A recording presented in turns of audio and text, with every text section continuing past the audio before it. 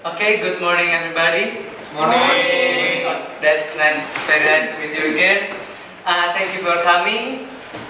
So today I'm going to assist you guys learning about HTML, and my co-assistant will sit there. So if you guys have any question, just raise your hand at any time and we will assist you. Okay, so before we start the material, let's review a while. So the last meeting with my co-assistant, we have learned about HTML5, about the components, new tag components in HTML5. So one of the new component is, anybody still remember this one? No. Nobody? Okay, that's fine. So one of the component is a canvas tag. So today we will learn how to use canvas to make an animation. So today course outline is making an animation using a canvas tag animation. Okay, so just go ahead. Open the first time. Open the Notepad++. Press Windows plus R and type Notepad++.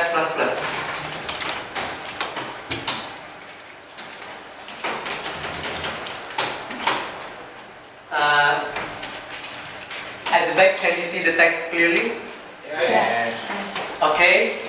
So the way we use canvas tag is we type angle bracket first, and in between the angle brackets we type canvas. And like usual, after the opening tag, we type the close tag, the closing tag. I forgot. Before we type anything, make sure first time you save your file first. So Ctrl+S is a shortcut for save, and then save it in anywhere, and give it a name. Like because today we will going to learn about bouncing ball, I name it bouncing ball. Dot.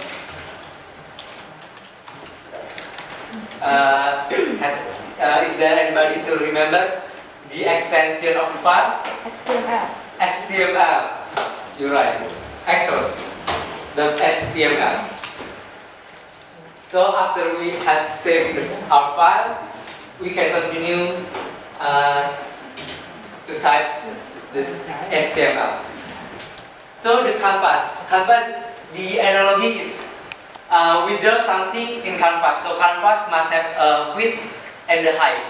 So we give the canvas attribute a width and height. For example, 600 pixel and 600 pixel, width and height respectively. Width and height, 600 pixel.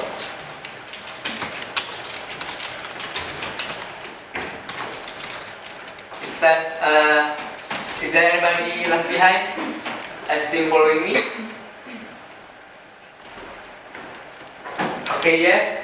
So now we are ready. We are good to go to manipulate the canvas in the JavaScript. So if we want to use JavaScript, we make a tag script, the opening tag and the closing tag. So we type script, the opening and the closing.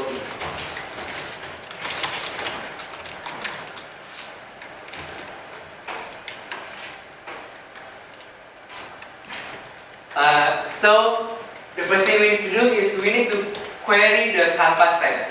The way we query it is using a query selector all method. So we type document dot query selector and parentheses. In between the parentheses, we type a canvas string. So a single quote first. It doesn't matter you want to use single quote or double quote. For instance, I use a single quote. And we assign it to a variable. And I need variable canvas. after we have queried the canvas, we need to tell the context of where we are drawing. Basically, the context means we are drawing in a 2D space or a 3D space. So today we will just learn about 2D space. So we make another variable context is equal canvas dot get context. And in between the parentheses, we type 2D. Is anybody still following me? Okay. Okay. Okay. So let me continue. Today we're gonna learn animation about bouncing ball. So when we want to animate a ball, the ball has a position. The position is indicated by x and y. So we make a variable x and y and assign the initial value by 0. And the ball is moving because it's bouncing. So it has a velocity. A velocity in the x direction and the y direction. So we made another variable fx and fy. And we assign it by 1. So it has a speed. So the way we use animation, we use a function that we want to call again and again. So example, we make a function, we name it draw, type function and the name of function draw, and the parentheses, then the curly brackets. Inside the function, we want to update the ball's position. So the ball position is indicated by x and y. Then we just need to update the x and y. So x direction is updated by the x velocity, y direction is updated by y velocity.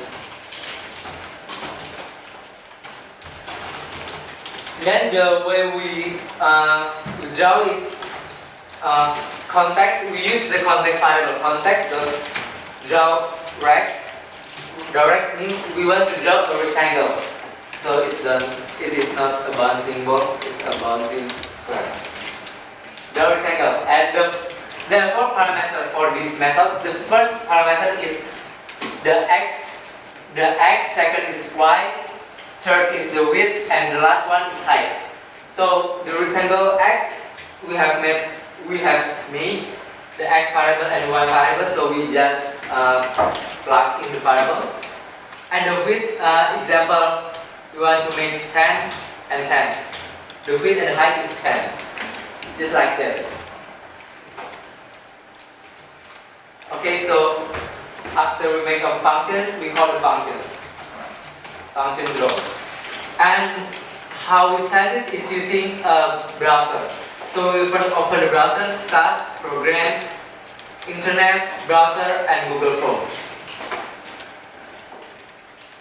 In the URL space, we type the location of our file. Example, mine is in D, so I type D, colon, and enter.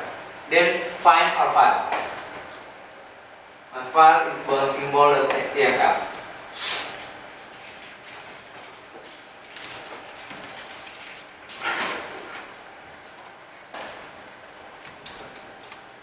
Okay,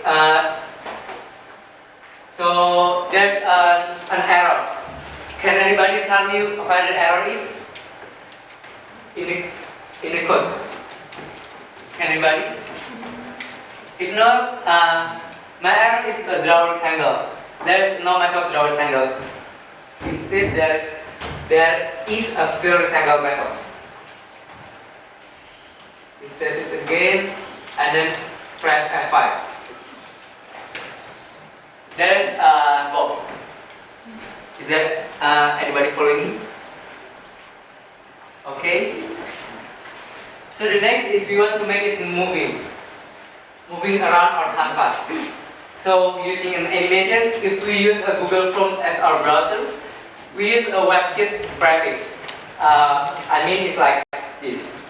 So we type WebKit request animation frame. Request animation frame.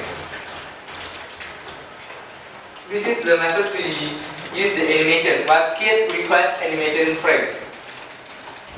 And the first parameter is the function we want to do again and again repeatedly.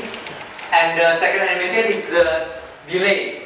So I pass the draw and I want to delay it 60 milliseconds. So it is in milliseconds.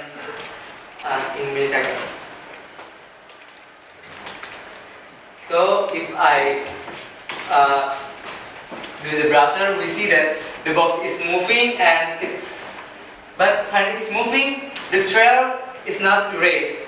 So if you want to erase the trail, we use before context rectangle, we use context the clear rectangle. And we pass the x, y, and the width of our canvas 600 and 600.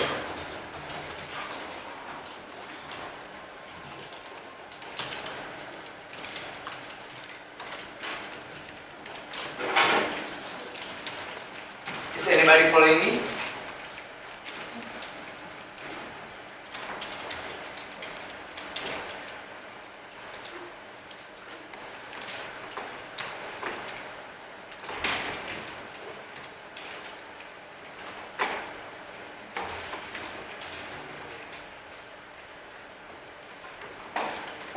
Okay, so we have made the square moving, and the way we make it bounce, if it hit a certain value, is using a selection condition.